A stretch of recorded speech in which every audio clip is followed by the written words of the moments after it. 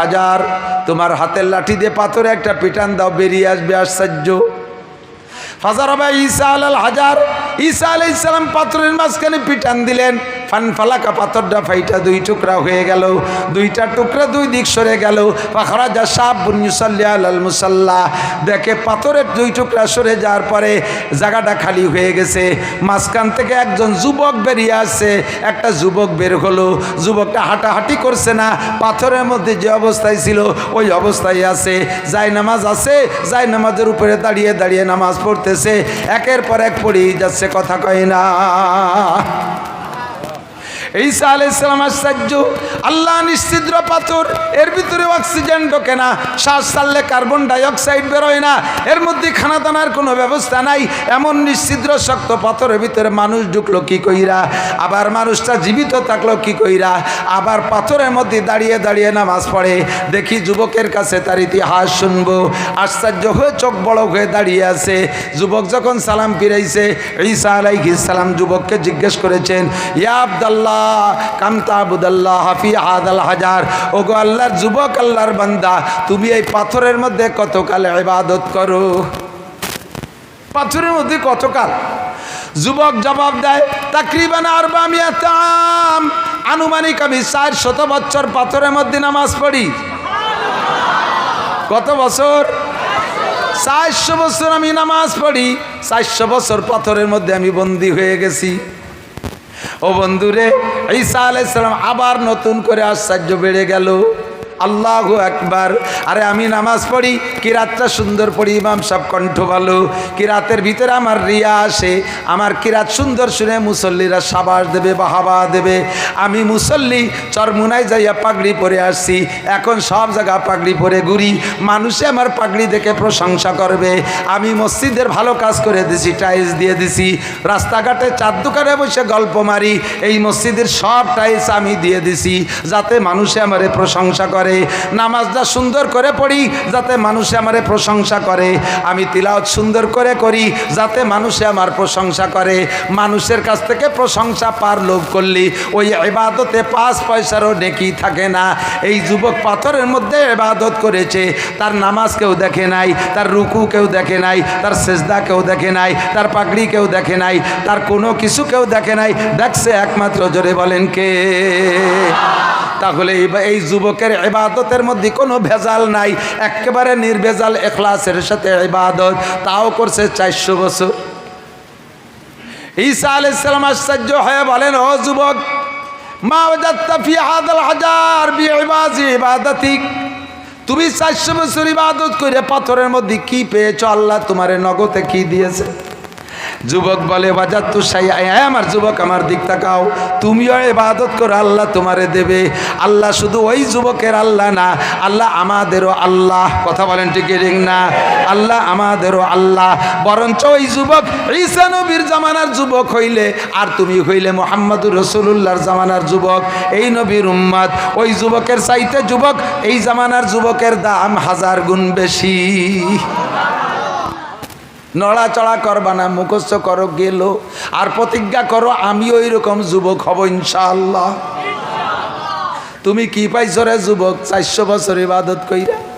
যুবক কই 1 নম্বর পেয়েছি, যেদিন আল্লাহ পাক আমাকে এই পাথরের মধ্যে বন্দি করে ফেলেছে, সেদিন এই পাথরটা ছিল মিচমিচে কালো, বন্দি হয়ে গেছি, মালিকের কুদরত আমাকে আটকায় ফেলাইছে, বেরোনোর কোনো পথ নাই। নিজে নিজে বুঝে ফেলেছি, পাথরে যখন আটকায় ফেলাইছে মরণ ছাড়া উপায় নেই। বন্দি হওয়ার পরে দেখি পাথরের ভিতরে আমি পরিমাণ জায়গাটা প্রশস্ত হয়ে গেল। যখন প্রশস্ত হয়ে গেল, শ্বাস নিঃশ্বাস নিচ্ছি, আমি মরি না। চিন্তা করলাম, জায়গাও যখন পাইলাম, মরতেছিও না, বেকার বসে থাকবো কেন, ইবাদত শুরু করে দেই। যখন ইবাদতের প্রস্তুতি নিয়েছি, কে যেন আমার একখান যায় নামাজ পাথরের মধ্যে দিয়ে গেল। বুঝলাম যায় নামাজের উপরে আমাকে নামাজ পড়তে হবে, শুরু করে দিলাম নামাজ। নামাজ পড়ি, দোয়া করি, নামাজ পড়ি, দোয়া করি, করতে করতে করতে করতে আস্তে আস্তে দেখি পাথরটা খালি সাদা হয়, পাথরটা সাদা হয়। হইতে হইতে হইতে হইতে একদিন এমন সাদা হয়ে গেল, যদি আপনারা বাইরের থেকে আমাকে দেখেন না, আমি পাথরের মধ্যে বৈশা দুনিয়ার সব কিছু দেখি। এটাই হলো আমার ইবাদতের প্রথম প্রতিদান, যে ইবাদতের বদৌলতে আল্লাহ পাক এই কালো পাথরকে সাদা কইরা দেছে। 2 নম্বরে দেখে যায় নামাজের কেনিতে আনসিজন বেমৌসুমি তরুতাজা ফল। মা হাদা ইয়া শাবাব, ও যুবক এইটা কি? হাজার রিজকুম মিনাল্লাহ ইয়ারযুকুনি আল্লাহু তাআলা ফি কুল্লি ইয়াউমিন সালাসা মাররা মিনাল জান্নাহ। এইটা হলো আমার ইবাদতের প্রতিদান। প্রতিদিন রব্বুল আলামিন আমার জন্য জান্নাত থেকে একজন ফেরেশতার মাধ্যমে 3 বার এই আনসিজন ফল পাঠাইয়া দেয়। ঈসা আলাইহিস সালাম বিশাল আশ্চর্য, এখন বলতেই বাধ্য হয়েছে, আল্লাহ এই যুবকের মতো আবেদ মনে হয় দুনিয়ায় আর অতিবাহিত হয় নাই, আর বর্তমানে মনে হয় এত বেশি নেকির মালিক নাই। আমার বিশ্বাস এইরকম নিরঙ্কুশ ফ্রেশ পরিষ্কার পরিচ্ছন্ন ইবাদত করনেওয়ালা মানুষ কিয়ামতের আগে আর জন্ম নেবে না। কাজেই এই যুবকের মতো এত বড় আবেদ আর মনে হয় নাই আর হবে না। আশ্চর্য হয়ে বললেন, আল্লাহ তোমার দুনিয়ায় কি এত বড় আবেদ আর আছে আর হবে? আল্লাহ পাক জবাব দিলেন, ঈসা তুমি এই যুবকের ইবাদত আর নেকির পরিমাণের উপর আশ্চর্য হচ্ছ। তোমাকে একটা সুখবর শুনাইয়া দেই, তোমার পরে মিম্বাদি কাসমুহু আহমদ, তোমার পরে একজন নবী আসবে, যেই নবীর নাম হবে আহমদ ও মুহাম্মদুর রাসূলুল্লাহ সাল্লাল্লাহু আলাইহি ওয়াসাল্লাম। ওই নবীর উম্মতের যুবকরা, ওই নবীর উম্মতের যুবতীরা, ওই নবীর উম্মতের বুড়োরা, ওই নবীর উম্মতের বুড়িরা, ওই নবীর উম্মতের কৃষকরা, ওই নবীর উম্মতের শিক্ষিত জনতা, ওই নবীর উম্মতের আলেম পাবলিক অ্যানিম্যান এভরিবডি, তাদের জন্য আমি প্রত্যেক বছরে একটা রাত বরাদ্দ রেখেছি। রাতটার নাম হলো লাইলাতুল কদর। ওরা যদি এক রাত জেগে ইবাদত করে, এই যুবক 400 বছর ইবাদত করে যেই পরিমাণ নেকির অধিকারী হয়েছে, তাদেরকে এক রাত্রে তার চাইতে বেশি নেকি দেওয়া হবে।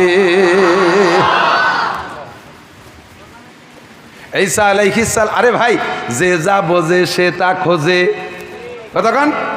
যে যা বোঝে সে তা খোঁজে। আপনি বিড়ির মজা বোঝেন, বিড়ি কোন জায়গা আছে সে জায়গা খোঁজেন।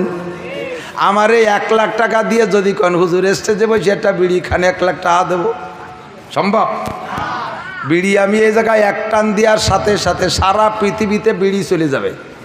এই জানে যে টাওয়ারওয়ালারা, এরা ইউটিউবের মাধ্যমে সারা দুনিয়ায় পৌঁছে দেবে নাসির হুজুর বিড়ি খায়। এমনি ওরা যে থাম্বনেল দেয় মাঝে মাঝে, তা দেখলেই লজ্জা করে। আর যদি এক টান মারিয়ে দেয়, ছবি সহ পাঠায় দেবে, বিড়ি আমি বাড়ি যাওয়ার আগে বিড়ি বাড়ি চলে যাবে। ঠিক না? আমি ওর মজা বুঝি না, বিড়ি আমি খুঁজি না। সাহাবায়ে কিরাম নেকির মজা বোঝে, নেকি কোন জায়গা আছে সেই জায়গা খোঁজে। তাবেঈনরা নেকির মজা বুঝেছে, নেকি কোন জায়গা আছে সে জায়গা খুঁজেছে। নবী রাসূলরা নেকির মজা বুঝেছে, নেকি কোন জায়গা আছে খুঁজেছে। সঙ্গে সঙ্গে ঈসা আলাইহিস সালাতু ওয়াস সালাম এই যুবকের নেকিতে এবং আল্লাহ পাকের দেয় ভবিষ্যৎবাণীতে আশ্চর্য হইয়া বলেন, ও আল্লাহ তুমি কি আমারে আতাজআলুনি উম্মাতা যালিকান নবী, যেই নবীর উম্মতের এত এত পুরস্কার প্রতিদান, তাদের সামান্য ইবাদতে বস্তা ভরে নেকি দিবা? ও আল্লাহ আমার একটি সেই নবীর উম্মত বানানো যায়। আল্লাহ পাক খুঁটা দিয়ে বললেন, ইয়া ঈসা জাআলতুকা নাবিয়্যান ওয়া রাসূলা, তোমারে নবী বানাইছি, রসুল বানাইছি। 3 দিন বয়সে জবান খুলে দে তোমার দ্বারা তোমার মায়ের সতীত্বের সাক্ষ্য দিয়াইছি। দুলনার ভিতরে দুলন্ত অবস্থায় তোমার আগে কেউ কথা বলে নাই। ও ঈসা তোমাকে 3 দিন বয়সে ইনজিলের মতো বিশাল কিতাব দিয়েছি, তোমাকে 3 দিন বয়সে নবী এবং রসুল বলে ঘোষণা দিয়েছি। এত কিছুতে তুমি খুশি হইতে পারলা না, এরপরে তুমি সেই নবীর উম্মত হইতে চাও কেন? ঈসা আলাইহিস সালাম বলেন, আল্লাহ যা তুমি দিয়েছো সব কিছুর উপরে আমি অসংখ্য শুকর আদায় করি, কিন্তু রব্বুল আলামিন আমার ইনজিলের ভিতরে কোনো জায়গা লেখা নাই আমি ঈসা একবার আল্লাহ বললে 2 বার আল্লাহ বলার নেকি দিবা, 1 রাকাত নামাজ পড়লে 2 রাকাতের সওয়াব দিবা, 1 রাত ইবাদত করলে 2 রাত ইবাদতের নেকি দিবা। এমন ঘোষণা তুমি কোনো জায়গা দাও নাই। তুমি আখেরি নবীর উম্মতের জন্য ঘোষণা দিয়েছো 1 রাত ইবাদত করলে এই যুবকের 400 বছরের চাইতে বেশি নেকি দিবা। এই জন্য সেই নেকির লোভে একটু সেই নবীর উম্মত হইতে চাই। আল্লাহ পাক জবাব দিলেন, ঈসা ওই নবীর উম্মত হওয়ার প্রস্তাব অনেকেই রেখেছে, আমি কাহারও দোয়া কবুল করি নাই। তোমারে যেহেতু জন্মসূত্রে বাপ ছাড়া দুনিয়ায় পাঠিয়েছি, তুমি জন্মগত এতিম, তোমার বাপ নাই, তোমার মায়ের স্বামী নাই, তুমি জন্মসূত্রে এতিম, কাজেই তোমার দোয়াটা কবুল করা হলো। ফাতাকাব্বালতু দুআক, তোমার দোয়া কবুল করলাম, তোমাকে সেই নবীর উম্মত বানানো হবে। এ যুবক, মানাবুদ মাতাকাজায় মানাবুদ লুৎফে তু না গুপ্তায়ে মামি শানুদ আদমি আদাদাইবা জম মুসলমা করদাই আয় খুদা কুরবা শওয়াম এহসা বর এহসা করদাই। আরে ছিলাম না, আল্লাহ বানাইছে, বানাইয়া মানুষরা বানাইয়া শিয়াল কুত্তো বানাইতে পারতেন, আল্লাহ তা না বানাইয়া সৃষ্টির শ্রেষ্ঠ জাতি মানুষ বানাইছে। মানুষ বানাইয়া হিন্দু বুদ্ধ খ্রিস্টানের ঘরে জন্ম দেয় নাই, মুসলমানের ঘরে জন্ম দিয়েছে, মুসলমানের মাধ্যমে পাঠিয়েছে। আরে মুসলমানের ঘরে পাঠাইয়া আবার অন্য নবীর উম্মত না বানাইয়া সেই শ্রেষ্ঠ নবীর উম্মত হিসেবে দুনিয়ায় পাঠাইছে। ও আমার প্রাণপ্রিয় চরমানিকদা, আমার গোপালগঞ্জের বন্ধু যুবকরা, পাগলামি করিস না, মস্তানি করিস না, এলোমেলো হইস না, আমার দিকে লক্ষ্য কর। কত বড় ফজিলত বিনা চায় পেয়ে গেছো, যেই নবীর উম্মতের পরিচয় দেওয়ার কারণে কিয়ামতে আল্লাহ পাক রব্বুল আলামিন সমস্ত নবী রাসূলকে বাদ দিয়া এই নবীর উম্মতকে আগে জান্নাতের ফয়সালা কইরা তারপরে আল্লাহ অন্য নবীর সাথে কথা বলবে। এই ফজিলত তুমি নাচে পেয়ে গেছো। আই খোদা কুরবা সওয়াম ইহসা বর ইহসা করা দাই, আল্লাহ আমার গলাটা তোমার রাস্তায় কাটাইয়াও দিয়ে যদি শহীদ হয়ে যায়, তোমার এই বিশাল অনুগ্রহের শুকর আদায় শেষ হবে না। ঠিক কি না? ওই নবী এসেছিলেন এই মাসে, আপনারা খুশি না বেজার? জোর হলো না? আরো জোরে বলেন আলহামদুলিল্লাহ। আমরা সেই নবীর উম্মত, বলেন আলহামদুলিল্লাহ। নবী এই মাসে এসেছিলেন। অধিকাংশ ঐতিহাসিকদের মত হলো ৮ই রবিউল আউয়াল এসেছিলেন। হুজুরের জন্ম রবিউল আউয়াল মাসের ৮ তারিখ। ১০০ জন পূর্বের ঐতিহাসিকদের ভিতরে ৯৮ জনের মতামত হলো নবীর জন্ম ৮ই রবিউল আউয়াল, আর মৃত্যু হয়েছে ১২ই রবিউল আউয়াল। এ ব্যাপারে কাহারও কোনো সন্দেহ নাই। আমার কথা বিশ্বাস না হইলে আগামীকাল গোপালগঞ্জ যাইয়া কওমি লাইব্রেরিতে আছে সিরাতে মোস্তফা নামক একটা কিতাব। উপমহাদেশের সবচাইতে বড় ঐতিহাসিকদের ভিতরে আল্লামা ইদ্রিস কান্দলবী রহমাতুল্লাহ আলাইহি, উনি কিতাবটা লিখেছেন। অনেক কিতাবের হাওলা দিয়ে রেফারেন্স দিয়ে প্রমাণ করেছেন নবী পাকের জন্ম ৮ই রবিউল আউয়াল আর মৃত্যু ১২ই রবিউল আউয়ালের মধ্যে কোনো সন্দেহ নাই। জন্ম রবিউল আউয়াল মাসে, এর মধ্যে মাসের মধ্যে সন্দেহ নাই। ১২ সোমবার, এর মধ্যে কোনো সন্দেহ নাই। সময়টা ছিল শবে সাদেকের সময়ের মধ্যে কোনো সন্দেহ নাই। কিন্তু তারিখের ভিতরে গড়বড় বাইদা গেছে। কেন? এত বড় নবীর জন্ম তারিখ নিয়ে গড়বড়। আপনারা হুজুররা খালি মতানৈক্য করেন তাই গড়বড় বাঁধাইছেন। আসলে এত বড় নবীর জন্ম তারিখের মধ্যে গড়বড় হওয়ার কথা না। বন্ধুরে, এই নবী যে এত বড় নবী হবে, যে ঘরে জন্ম নেছে সেই ঘরের কেউ তা জানতো না। কথা কন, তা কি জানতেন? হুজুরের মা জানতেন না যে আমার সন্তান মুহাম্মদ নবী হবে। হুজুরের আব্বা তো আগেই মারা গেছে। হুজুরের দাদা খাজা আব্দুল মুত্তালেবও জানতেন না। হুজুরের চাচা খাজা আবু তালেবও জানতেন না। কেউ জানে না যে এই ছেলেটা নবী হবে, এই ছেলেটা এত বড় হবে। কাজেই তার জন্ম তারিখ ঠিক রেখেছে। ভাই, ঠিক করে আমরা মনে রাখি, এইটা কেরই ব্রেনে আসে নাই। আজ থেকে ১৫০০ বছর আগে দুনিয়ার লেখাপড়া শিক্ষা দীক্ষার অবস্থা কী ছিল? মক্কার ওই এলাকার ওই সময়টাকে বলা হতো আইয়ামে জাহেলিয়াত। চরম বর্বরতা। বর্বরতা বলার মানে কি, সে বর্বর বলে শেষ করতে পারবো না। মেয়ে সন্তান, কন্যা সন্তান হইলে বাপের ইজ্জত যায় মনে করিয়া জীবিত সন্তানকে কবর খুঁজে দাফন করে দিয়ে দিত। আপনাদের ভিতরে কেউ কি আছেন? এদিক তাকান। আমরা ওই পাশালারা, মানিহার ব্রিজের ওই পাশালারা আপনাকে কিন্তু জন্মের ভয় পাই। ওই বাসার থেকে কেউ রে শুয়ে কথা কইনি। ওই বাসার কেউ যদি যায় তাহলে ওই বাসাতে শুয়ে কথা কইনি যে গোপালগঞ্জ যা লাগবে না, চরমানিক দেলারা কিলে শোয়াই ফেলবে না।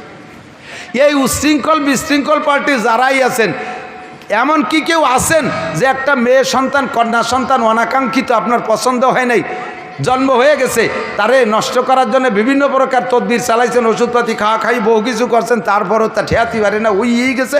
তা হয়েছে, তাও এমন হয়েছে নাকটা বুসা, কান ভাজা ভিটের মতো কুড়া, চোখ চায় একদিক দেহে আর একদিক, একেবারে কাউসার মতো কালা। রাগ করিয়া এই বাচ্চাটারে তার মারেম পিটেতে পারেন, কিন্তু বাচ্চাটারে কি তাজা মাটি দিয়ে ধুতে পারবেন? কেউ আছেন? কেউ আছেন? এত বড় মূর্খ, এত বড় জাহেল আর বর্বরের যুগের মানুষ না, ওই সময়কার মানুষ এরকম ছিল। যারা হজে গেছেন তারা চেনেন কি চেনেন না আমি জানি না। পাবলিক হাজি সাহেবদেরকে ওই মোয়াল্লেম হাজিরা এগুলো চিনেও না দেখানোর বয়তে। আর আমি তো কিতাবে পড়ি টড়ি একেবারে রন্দে রন্দে খুঁজে বেড়াই, 6-7 বার গেছি, ইঞ্চি ইঞ্চি মাটি খুঁজছি যে জায়গা কোন জায়গা কি আছে। বাবে আব্দুল আজিজ মক্কা শরীফ হেরেম শরীফে মসজিদে ঢুকতে মিসফালার থেকে এই পাশে যাইতে, বাবে আব্দুল আজিজে ঢুকতে তার বাম পাশে একটু পশ্চিম দিক, যে আমার খেয়ালে পশ্চিম, একটু পশ্চিম দিক যে একটা নিচে জায়গা আছে, মক্কার কাবার পাশ দিয়ে বহুত বড় বড় বিল্ডিং, 30-40-50 তলা বিল্ডিং ভাঙ্গে তছনছ করে হেরেম শরীফের মসজিদের মধ্যে নিয়ে আসতেছে, মসজিদের জায়গায় সংকুলন হচ্ছে না, সেই সব জায়গা মসজিদ বানাচ্ছে। অথচ তার প্যাসের ভিতরে এই যে আমাদের এখানে যতটুকু জায়গা না, এই যে ঈদগাটা, এর দ্বিগুণ জায়গা পরিমাণ হবে, এর দ্বিগুণ পরিমাণ জায়গা হবে। এই জায়গাটা আজও খালি পড়ে রয়েছে, নিচে কিচ্ছু করে না।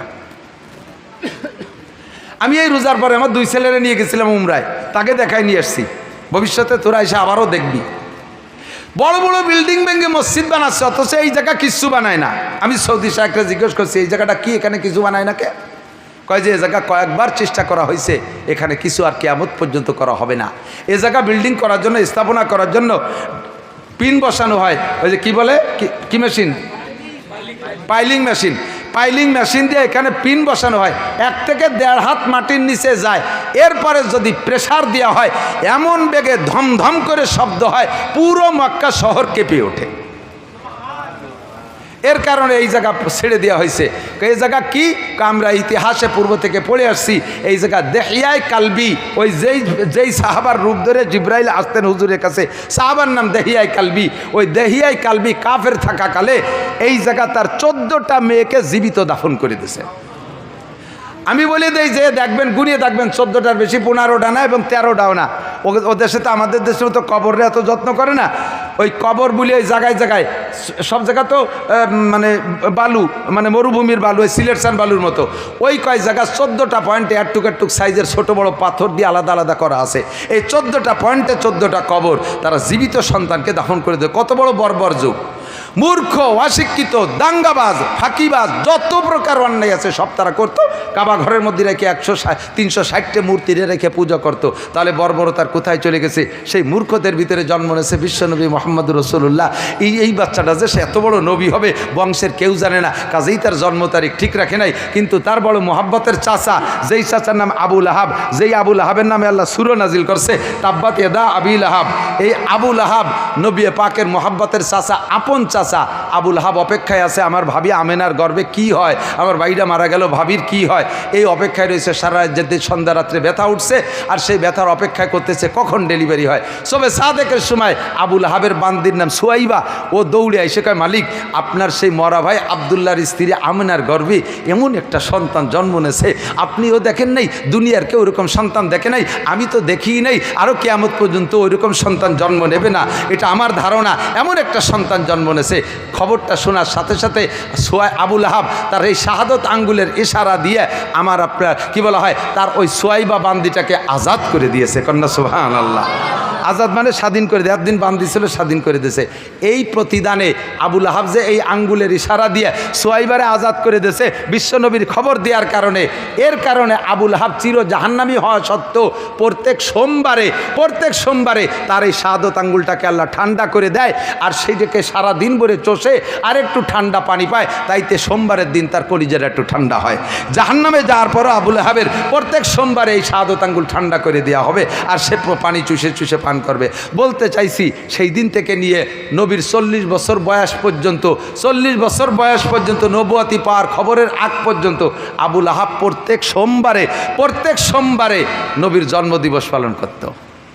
লাস্টের দিক যাইয়া পুরো কুরাইশদেরকে বলে দিছে, এ কুরাইশরা, আমার ভাতিজা মুহাম্মাদের মতো সন্তান পৃথিবীতে জন্ম নেয় নাই, কাজে আমার ভাতিজার জন্মদিবস উপলক্ষে প্রত্যেক সোমবারে কুরাইশদের প্রত্যেক বাড়িতে সন্ধ্যাকালে সবে সাদেক ফজর পর্যন্ত স্বর্ণের পিয়ালায় বাতি জ্বালাবি, আমার ভাতিজার জন্মদিবস জষ্টে জুলুস করতে হবে।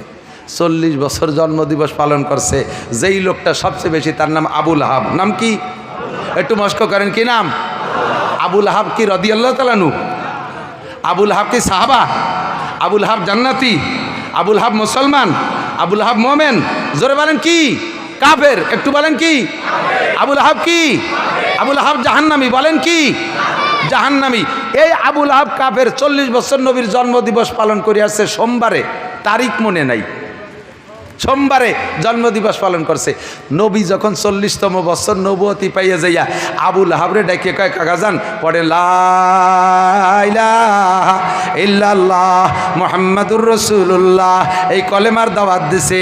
আবুল আহাব কয়, তাব্বাল্লাকা ইয়া খাসিস আলী হাযা দাওতানা, ধ্বংস হয়ে যা কপাল পোড়া, তোরে 40টা বছর কোলে কায়ে করে রাখছি, এত ভালোবাসছি, 40 বছর তোর জন্মদিবস পালন করছি, স্বর্ণের পিয়ালায় বাতি জ্বালাইছি, তোর চাইতে আমার নিজের সন্তানকেও এত ভালোবাসি নাই, তোরে যত ভালোবাসি। আজকে তুই বাপদাদার ধর্মের মুখে চুনকালি দিয়া নতুন ধর্মের কলেমার দাওয়াত দিচ্ছিস, তুই কপাল পোড়া, ধ্বংস হয়ে যা। এই বলে নবী পাককে ভৎসনা দিল, বদদুয়া দিল। সঙ্গে সঙ্গে আল্লাহ পাক সূরা লাহাব নাজিল করে দিয়ে কয়, তাব্বাত ইয়াদা আবি লাহাবি ওয়া তাব্বা মা আগনা আনহু মালুহু ওয়া মা কাসাব। আমার মুহাম্মদ ধ্বংস হবে না, আমার মুহাম্মদ ধ্বংস হবে না, ধ্বংস হবে আবু লাহাবের 2টা হাত। তুই একবার বদদুয়া করেছিস আমার নবীকে, আর তোর নামে বদদুয়া চলবে ডেলি লক্ষ লক্ষ বার। ও ভাই আমার প্রাণপ্রিয় বন্ধুরা, গোপালগঞ্জবাসী সাক্ষী দাও, সারা পৃথিবীতে 800 কোটি মানুষের ভিতরে 200 কোটি আছে মুসলমান। 200 কোটি মানুষের ভিতরে ফেলায় ছাড়াইয়া 10 কোটি মানুষ তো ডেলি নামাজ পড়ে কমপক্ষে। কতক্ষণ? 10 কোটি মানুষের ভিতরে লাখখানিক মানুষ তো কমপক্ষে তাব্বাতে তো শুরু তো পড়েই সারা পৃথিবী জুড়ে। তাহলে ওই একবার নবীকে বদদুয়া দিছে, আর ডেলি আমরা তাব্বাতিয়াদা সুরো পড়ে লাখ লক্ষ লক্ষ বার ওর নামে বদদুয়া পাঠাই। এই আবুল আহাব নবীর জন্মদিবস পালন করছে। নবী কলেমা, নবী নবুয়তি পার পরে সাহাবায়ে কেরামকে কলেমা পড়ানোর পরে আর কোনো সাহাবা জন্মদিবস পালন করে নাই, কোনো সাহাবা জন্মদিবস পালন করে নাই। এবার আমি শেষ ফিনিশিং বলে দেই দোস্ত, ধরে নেন নবীর জন্মদিবস 8 তারিখ নয়, 12ই রবিউল আউয়াল, যেটা আমাদের কাছে প্রসিদ্ধ। কথা কি বোঝা যাচ্ছে? ভুল থাকলে ভেঙে নিয়ে যাবেন। 8ই রবিউল বাদ দিলাম, 12ই রবিউল ফিরে গোড়ায় চলে আসলাম। ধরে নেন 12ই রবিউল আউয়াল নবীর জন্ম তারিখ। তো 12ই রবিউল আউয়াল নবীর জন্ম তারিখ, আর নবীর মৃত্যু তারিখও কত? কতক্ষণ? কয় তারিখ? 12ই রবিউল আউয়াল। এবার এই দুইটা একই দিনে 12ই রবিউল আউয়াল দুইটা প্রতিদ্বন্দ্বী হয়ে গেছে, জন্মদিবসের ঈদ আর মৃত্যু দিবসের শোক। কথা বলুন ঠিক কি ঠিক না? এখন আপনি কোনটা পালন করবেন আবার একটু বুঝে নেন। আপনার একটা সন্তান, আপনার জীবনের প্রথম সন্তান, একেবারে চাঁদের মতো ফুটফুটে একটা বাচ্চা জন্ম নেছে, নাক টিয়ে ঠোঁটের মতো, ঠোঁট দুটে পানপন কিচ্ছু খায় না, আলতা মাখায় না, কেমন যেন একেবারে লাল টকটকে। এরপরে তার আঙ্গুলগুলো সেরকম, কপালটা সেরকম ফুটফুটে চাঁদের মতো সন্তান। ছেলেটা পাইয়া আপনি আনন্দিত, আপনার পয়সা আছে, ছেলেটা আপনি ধনী মানুষ। এই ছেলের উপলক্ষে বর্তমান বাংলাদেশের সিস্টেম অনুযায়ী তার জন্মদিবস পালন করে না, কেক কাটাকাটি করে না? করছেন। কতদিন করছেন? 24 বছর পর্যন্ত করছেন। এই ছেলেটা জন্ম নিয়েছিল জানুয়ারি মাসের 1 তারিখ। জানুয়ারি মাসের 1 তারিখ, এই জানুয়ারি মাসের 1 তারিখ প্রত্যেক বছর আসলে আপনি কেক কাটেন। 24 বছর বয়সের যুবক সবে মাত্র লেখাপড়া শেষ করে সচিবালয়ে চাকরি পেয়ে গেছে, সচিবালয়ে চাকরি পেয়ে গেছে, চাকরিও পাইছে সে 1 জানুয়ারি। চাকরিও তার যেদিন, জন্ম তার সেদিন। ডবল খুশিতে কেক কাটাকাটি, আনন্দের আর শেষ নেই। 1 বছর যাইতে না যাইতে 25 বছর বয়সে দাঙ্গা হাঙ্গামা গন্ডগোল ফাসাদ লাগিয়া ওই ছেলেটা সচিবালয় মৃত্যুবরণ করছে। 1 জানুয়ারি, 1 জানুয়ারি তার মৃত্যু হয়ে গেছে। জন্ম হয়েছে 25 বছর আগে 1 জানুয়ারি। 25টা বছর কেক কাটছেন আর আনন্দ করছেন। এই 25 বছরের মাথায় আইসা ওই ছেলেটা 1 জানুয়ারি ইন্তেকাল করলো।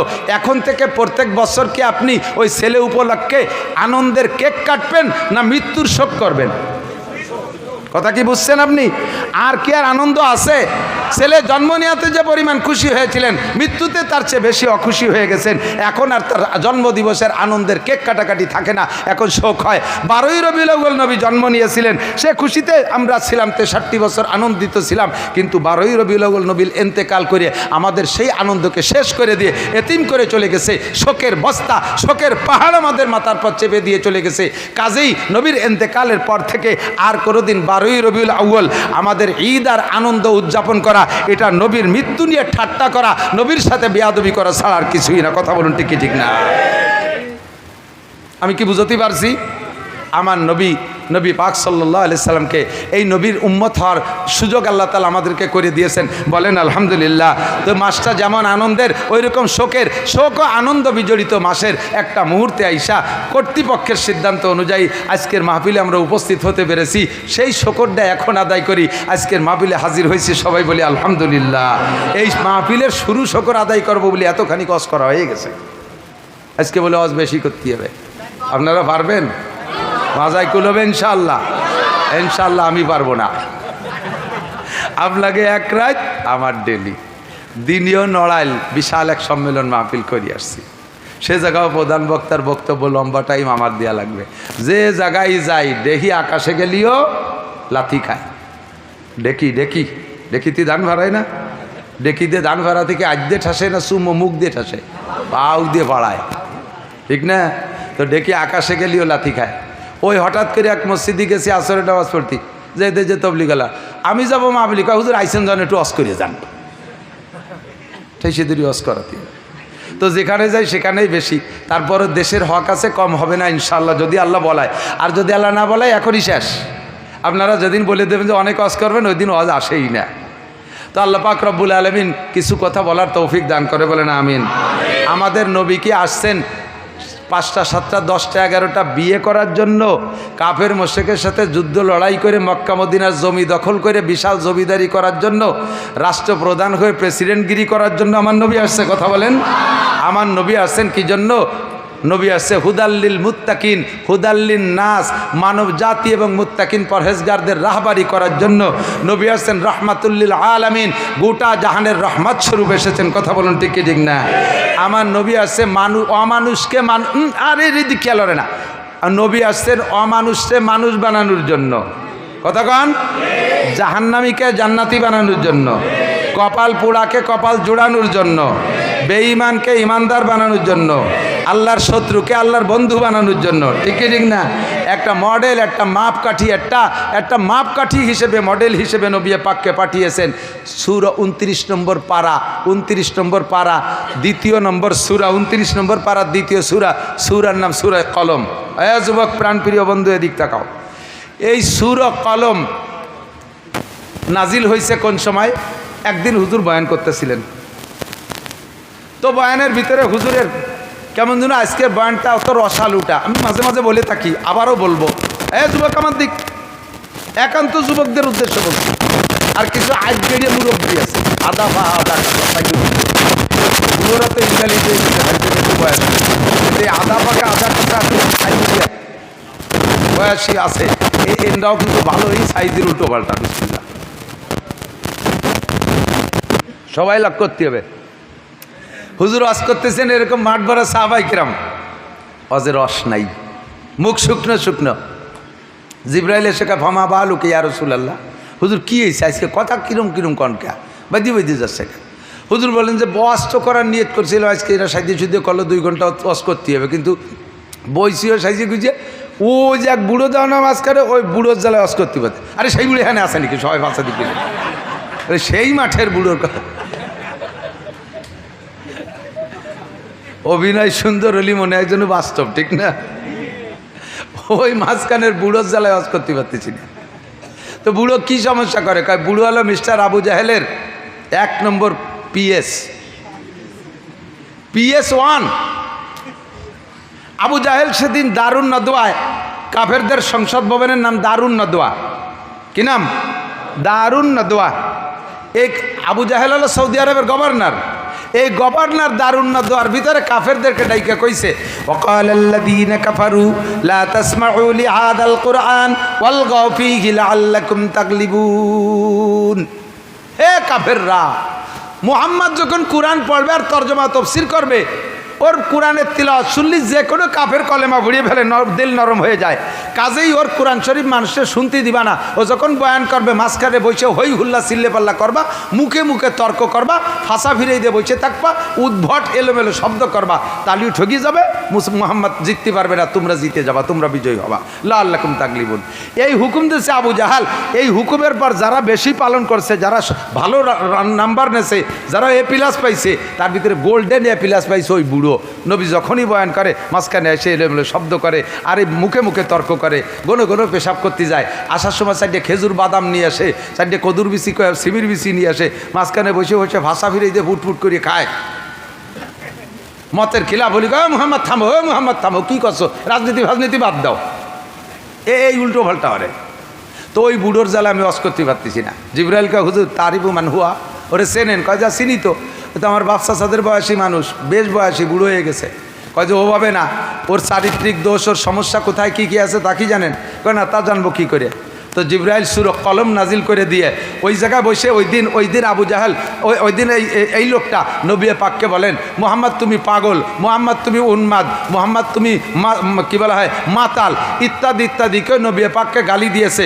তো আল্লাহ পাক নবীকে সান্ত্বনা দেওয়ার জন্য সূরাটা নাজিল করেছেন। শুরুতে আমার নবীর প্রশংসা একটু পরে বলবো, আর মাঝখানে যে কদ্দুর যাইয়া ওই লোকটা সম্পর্কে আল্লাহ তাআলা জানান দিচ্ছেন নবী আলাইহিস সালামকে।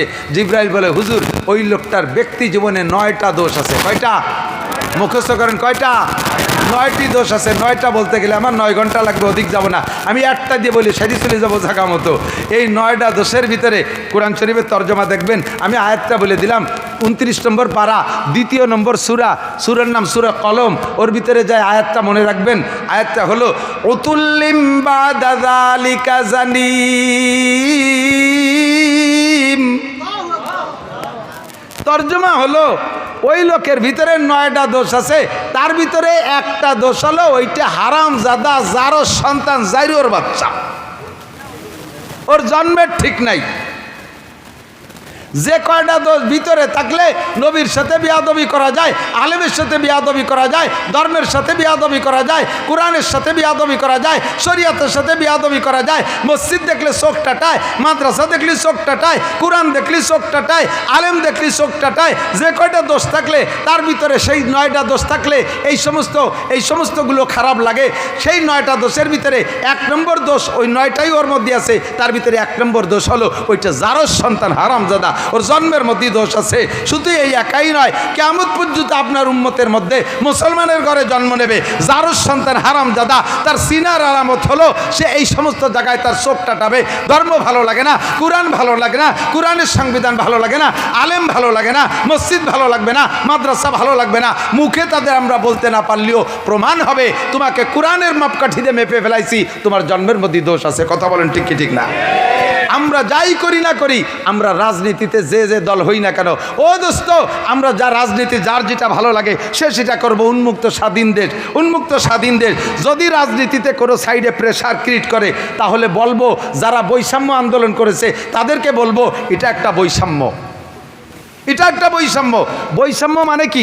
যার যা খুশি সে তা করবে।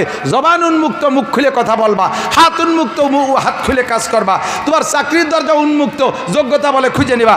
কাজেই আমার সব জায়গায় উন্মুক্ত থাকতে হবে। আমার রাজনীতিতে উন্মুক্ত, আমার ভালো লাগে আমলিগ করব, আমার ভালো লাগে বিএনপি করব, আমার ভালো লাগে জাতীয় পার্টি করব, আমার ভালো লাগে শাসনতন্ত্র করব, আমার ভালো লাগে খেলাফত মজলিস করব। এটাই তো আমার স্বাধীনতার অর্জন। কথা বলেন ঠিক কি ঠিক না?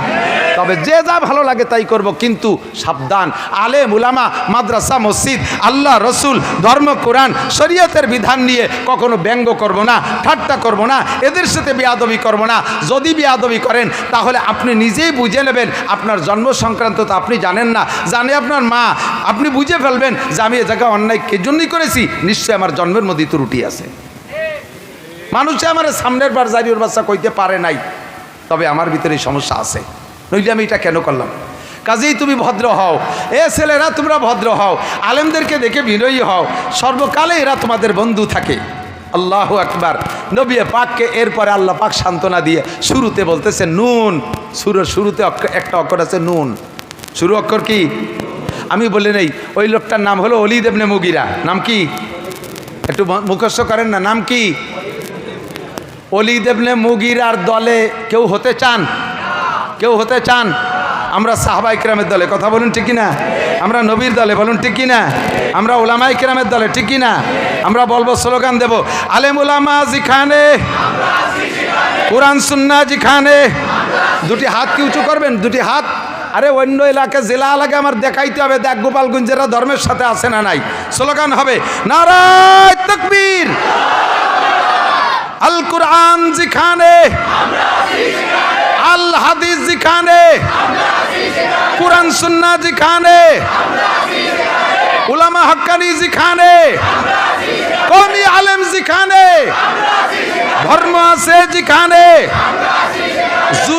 জুলুম আছে যেখানে, অন্যায় আছে যেখানে, দুর্নীতি যেখানে, বিয়াদবি যেখানে, নারায়ে তাকবীর। আল্লাহ হাতগুলোরে কাবার গায়ে পৌঁছাই দিও। নবী পাকের সাথে কিয়ামতে মুসাফায় হাত মিলানোর তৌফিক দিও। আমার প্রিয় বন্ধু যুবকরা, আমলীগ, যুবলীগ, ছাত্রলীগ, যে লীগই আমরা করি না কেন, আমরা কখনো বেয়াদবি করিব, ঠিক আছে তো ইনশাআল্লাহ? নবী পাককে প্রশংসা করতে গিয়ে সান্ত্বনা দিতে গিয়ে আল্লাহ বলে, নুন ওয়াল কলামি ওয়া মা ইয়াসতুরুন মা আনতা বিনিমাতি রাব্বিকা বিমাজনুন ওয়া ইন্না লাকা লা আজরান গায়রা মামনুন ওয়া ইন্নাকা লা আলা খুলুকিন আযীম। কন্যা সুবহানাল্লাহ। নুন একটা অক্ষর, কোরআন শরীফের বিভিন্ন সূরার শুরুতে দেখবেন এরকম জের জবর বিহীন অক্ষর আছে, এরকে বলে হরুফে মুকাত্তাআত। একটু বলেন তো, হরুফে মুকাত্তাআত মানে কাটা কাটা হরফ। এতে যেমন আলিফ লাম মিম, এর আলামা, উলিমা, আলিমা এ পড়া যাবে না, ওরা আলিফ লাম মিম পড়তে হবে। তো এই সূরার শুরুতে আছে নুন, এর কোনো তর্জমা নাই, কেউ এর তর্জমা করতে যাবেন না, আলিফ লাম মিমের তর্জমা করতে যাবেন না, তাহলে আপনি ভুলের মধ্যে পড়ে যাবেন। সমস্ত মুফাসসিরিন কেরাম বলে আল্লাহু আ'লামু বিমুরাদিহি যালিকা, এর তর্জমা একমাত্র আল্লাহই জানে, আমি আপনি জানাজানির দরকার নাই। কতক্ষণ আমাদের দেশে কিছু বাউল আছে, বাউল বাউল বাউল চেনেন? মোজ দাড়ি চুল দিয়ে একেবারে উমো যুবো হনুমান খপ্পাত, সেম কোয়ালিটি অফ বান্দর। ওর মুখ খুঁজে পাওয়া যায় না, বিড়ি খাবে কোন ভাগ দেশে, বিড়ি মোষের ভাগ দেশে মুখ খুঁজে তালাশ করে পায় না। চা খাতির সময় মোষের নেয়া সুসইরে ধরে তলে চা বেতায় দিয়েছে, পরে দেশে সে মোষ ছাড়িয়ে সব মোষ সেই চার মধ্যে দুধ চা গনইরে জ্বালাই দেশে, যখন কাপ সরা নিয়ে গেছে মোষ বাইবে সেই চা পড়তেছে, ঠেয় যেন 85 পড়তেছে গুলি দেখলি আর খাওয়া যায় না, পরে ওই কাপে আর চা খাওয়া যায় না, ঠিক কি ঠিক না? এরা হয়েছে বাউল শিল্পী, এরা বাউল শিল্পী, এরা খুব মারেফাতের তথ্য জানে। কয় আল্লাহ আলিফি আল্লাহ, লামে জিব্রাইল, মিমি মোহাম্মদ। সুরা তোরে শিয়েছে কোন সোর? হ্যাঁ, এটা শর্ট হ্যান্ড, এর তর্জমা কে জানে? যে জগতের শর্ট হ্যান্ড সেই জগতের মানুষ তার তর্জমা জানে। কতক্ষণ থানার সামনে যদি লেখা থাকে হয়াকারে হা বিসর্গা আব্দুর রহমান, তার মানে কি হবে? হাবিলদার আব্দুর রহমান। হেফজখানার সামনে যদি লেখা থাকে হয়াকারে হা বিসর্গা আব্দুর রহমান, এবার কি হবে? হাবিলদার আব্দুর রহমান, হাফেজ আব্দুর রহমান। একই লেখা দুই জায়গায় দুই তর্জমা, ঠিক কি ঠিক না? ঠিক না? হাসপাতালের সামনে যদি লেখা থাকে দয়াকারে ডা বিসর্গা আব্দুর রহমান, তাহলে কী হবে? ডাক্তার আব্দুর রহমান। আর ইরশাদ শিকদের বাড়ির সামনে যদি লেখা থাকে দয়াকারে ডা বিসর্গা ইরশাদ শিকদের, কী হবে? ডাকাত ইরশাদ শিকদের। তাহলে একই দয়াকারে ডা জায়গা বিশেষ তর্জমা পাল্টে গেছে না? ঠিক না? কাজেই এই সুরের শুরুতে, কোন সুরের শুরুতে আলিফ লাম মিম হা মিম সিন এইগুলো কী লেখছে, কী জন্য লেখছে, ওই শর্ট হ্যান্ডেলাই জানে, তোমার ওর মধ্যে মাথা কামানোর দরকার নেই। আল্লাহ কসম খেয়ে বলে ওয়াল কলম, আমি কলমের কসম খেয়ে বললাম, কলম আল্লাহর কসম খায়। দিক তাকান, আপনারা কখনো মখলুকের কসম খায় না, আমার সন্তানের মাথায় হাত দিয়ে বলছি, এটা কসম হয়ে গেছে কবিরা গুনাহ, শিরিক হয়ে গেছে। আমার মার কসম খেয়ে বলি, বাপের কসম খেয়ে বলি, শিরিক। কাবা ঘরের কসম খেয়ে বলি, নবীর নামে কসম খেয়ে বলি, এ সব শিরিক, এগুলো কবিরা গুনাহ, ঈমান নষ্ট হয়ে যায়। কসম হবে একমাত্র কার নামে? ওয়াল্লাহি বিল্লাহি তাল্লাহি, আল্লাহর কসম ছাড়া অন্য কোনো নামে কসম হবে না। এবার আল্লাহ কসম খাবে কার নামে? আল্লাহর উপর তো আল্লাহ নাই, আল্লাহ তার সৃষ্টি জগতের বড় বড় যেটাকে আল্লাহ সম্মানী বলে সৃষ্টি করেছেন তার সাথে আল্লাহ কসম খায়, সেই নামের উপরে আল্লাহ কসম খায়। তন ভিতরে অন্যতম হলো কলম। আল্লাহ কয় ওয়াল কলম, আমি কলমের কসম খেয়ে বলি, অমায় আস্তরুন, আর কলমে যা লেখে এটাও বড় সম্মানী। কলমে কোরআন লেখে, কলমে হাদিস লেখে, কলমে বান্দার তকদির লেখে, আল্লাহর লেখা, আল্লাহর কলমে লেখা বড় দামি। আমি সেই লেখার কসম খেয়ে বলি ওয়াল কলাম, নুন ওয়াল কলাম ওমা ইয়াসতুরুন মা আনতা বিনিমাতি রব্বিকা বিমাজনুন। নবী পাককে আল্লাহ পাক সান্ত্বনা দিচ্ছে, হে নবী ওলীদ ইবনে মুগীরা কি বললো, কে কইলো, দিক তাকান, আমাদের গোপালগঞ্জে বাংলায় কয় না, কে ডাকালো ফেন দি, সেই জন্য খুঁটি ধরে কান্দি। অ্যাসেম্বলির চেয়ার একটু খারাপ বলি তোর দি ফেন দি দেওয়া যাচ্ছে। ও লজ্জায় যাইয়ে মেয়ে খুঁটি ধরে কান্দিছে, কান্দিস কামারে ফেন দি কইছে বলে কান্দি, কি ডাকালো ফেন্দি, সেই জন্য কান্দি। আমার নবীরে কাফের মোশরিক হিন্দু বৌদ্ধ খ্রিস্টান ও মুসলমানরা ফেন্দি কইল, আর তাতে আমার নবীর সম্মান গেল। আমার নবীকে সম্মান দিয়েছেন স্বয়ং আল্লাহ রাব্বুল আলামিন। কথা বলেন ঠিক ঠিক না? মা আনতা বিনিমাতি রাব্বিকা বিমাজনুন, আপনার রবের নিয়ামত, আপনি পাগল নান, আপনি মাতাল নান। মা আনতা বিনিমাতি রাব্বিকা বিমাজনুন ওয়া ইন্না লাকা লা আজরান গায়রা মামনুন, আপনার রবের পক্ষ থেকে অপরিমাণ অপরিসীম নিয়ামত আপনার জন্য প্রতিদান রয়ে গেছে। কোন সুবহানাল্লাহ। সেটা তার ভিতরে এক নম্বর হলো ওয়া ইন্নাকা লা আলা, এদিক জায়গা মতো চলে আসছে ওয়াজের জায়গায়, ওয়া ইন্নাকা লা আলা খুলুকিন আযীম। এখান থেকে আমার ওয়াজ শুরু। ধীরস্থিরভাবে নেবেন আর খাবেন আর গেলবেন। রাজি আছেন তো ইনশাআল্লাহ? আপনাকে সর্বোত্তম চরিত্রের অধিকারী বানাইছি। প্রশংসা কে করেছেন? দুনিয়ার আমরা কেউরে প্রশংসা করি, তিনি এমন, তিনি অমন, তিনি অমন, ইত্যাদি ইত্যাদি জীবন ভরে প্রশংসা করছি। যখনই ছুটে গেছে তখনই আর বদনামের শেষ নাই, সব প্রশংসা ধুলায় ধূসারিত হয়ে গেছে। কতক্ষণ ঠিক কি ঠিক না? কিন্তু আমার নবীর প্রশংসা ধুলায় মিটানোর কাহারও ক্ষমতা। যদি কেউ মিটানোর চেষ্টা করে বেকা চোখে তাকায় তাহলে বুঝবো সাপ্পারা চশ। সাপ্পারা মানে চামচিয়া, চামচে বেলা দেখতে পারে না, চামচে বেলা দেখতে পারে না। এই জন্য কি বেলা খারাপ? দিনের বেলা চামচে উঠতে দেখেন নাকি? রাত্রি কি বাড়াবারে ভারত থরুত করে উড়ি বেড়ায়। দিনের বেলা যদি কোনো জায়গাতে ছুটিয়ারটা আসে, এখানে যে গাপটি মেরে পড়ে ওখানে যে গাপটি মেরে কিছু সহি দেয় না, ঠিক না? সূর্যকে সহ্য করতে পারে না চামচিয়া আর সুসো সূর্য সহ্য। সুসোর আর দিনই বেরোয় না, চামচোর দিনই বেরোয় না, ওটা রাত্রে টিপ মারে। তুই সুসো আর চামচিয়া সূর্য পছন্দ করিস না, তাই বলে তো সূর্য খারাপ না। কোটি কোটি মখলুক সূর্য পছন্দ করে, মানুষের সূর্য পছন্দ করে। কাজেই তোর মতো চামচে সুসো সূর্য অপছন্দ করলে কিচ্ছু আসে যায় না, ঠিক কি ঠিক না? তোর মতো আবু জাহেল, আবু লাহাব, উতবা, সাইবা, ওলীদ ইবনে মুগীরা, নমরুদ, কারুন, হামান, সাদ্দাত, ফিরাউন, উবাই বিন খলফ, এই সারা দুনিয়ার কাফের, জো বাইডেন, নেতানিয়াহু, সারা দুনিয়ার কাফের আমার নবীকে গালি দিলে কিচ্ছু আসে যায় না। ওলীদ ইবনে মুগীরা আমার নবীকে গালি দিলে কিছু আসে যায় না। আমার নবীকে প্রশংসা করেছে আমার আল্লাহ, ওয়া ইন্নাকা লা আলা খুলুকিন আযীম। কথা বলেন ঠিক কি ঠিক না? দুনিয়ার কেউ যদি এই জগৎটাকে অপছন্দ করো তাও তুমি বুঝে নাও নবীকে অপছন্দ করছে, নবীকে গালি দিয়েছে, তাদের সম্পর্কে যেমন বললাম, নবীর ওয়ারেসদের সম্পর্কে মন্তব্য করলে তোমারও আমি তাই করলাম। তুমি সুসু আর চামচিয়া, তুমি সুসু আর সাবধান সাবধান। এই সুসো কিন্তু সুসো আর একটা জিনিস সহ্য হতে পারে। আপনারা এখানে কে কেমন আছেন জানি না, আমি আতর পছন্দ করি খুব বেশি, আমার পকেটে সবসময় তাই। আপনারা আতর পছন্দ করেন না? আতর ভালো লাগে? আতর ভালো লাগে। এই আতর পছন্দ করে না মানুষের ভিতরে যারা, তারা হলো মেথর, সুইপার, ওরা আতর সহ্য করতে পারে না। আর প্রাণীদের ভিতরে সুসোয় আতর সহ্য করতে পারে না। আপনার ঘরে যদি বেশি সুসোর আনাগোনা থাকে, ও যদি কোনোটাই দিয়ে সাফ করতে না পারেন, 10 টাকার আতর কিনে ছড়াইতে হবেন, যে কয়দিন এই আতরের ঘ্রাণ থাকবে ওই কয়দিন সুসু আসবে না। এই যে সারা দুনিয়ার নবী, রসুল, ফেরেশতা, জিন, ইনসান, মানুষ সবাই আতর পছন্দ করে, সুসই পছন্দ করে না। তাই থেকে আতর খারাপ, ঠিক কি ঠিক না? ও দোস্ত, আর মেথরে আতর পছন্দ করে না। ও জীবন ভরে গু সাফ করতে করতে, পায়খানা সাফ করতে করতে ওর সাথে একটা বন্ধুত্বতা হয়ে গেছে। আতরের ঘিরান না হয়ে গেলেও বেহুশ হয়ে যায়। তাহলে মেথর আর সুসু আতর সহ্য করতে পারে না বলে আতর বেদামি হয় না। আল্লাহর ঘর, মসজিদ, মাদ্রাসা, তোমার মতো সুসু আর মেথর যদি অপছন্দ করো তাতে এটা খারাপ হবে না, বরঞ্চ তুমি উপাধি নিলে তুমি সুসু বা মেথর। কথা বলেন ঠিক ঠিক না? আমি সুসু মেথরের দলে হইতে রাজি। আল্লাহ আমাদেরকে হেফাজত করেন, আমিন।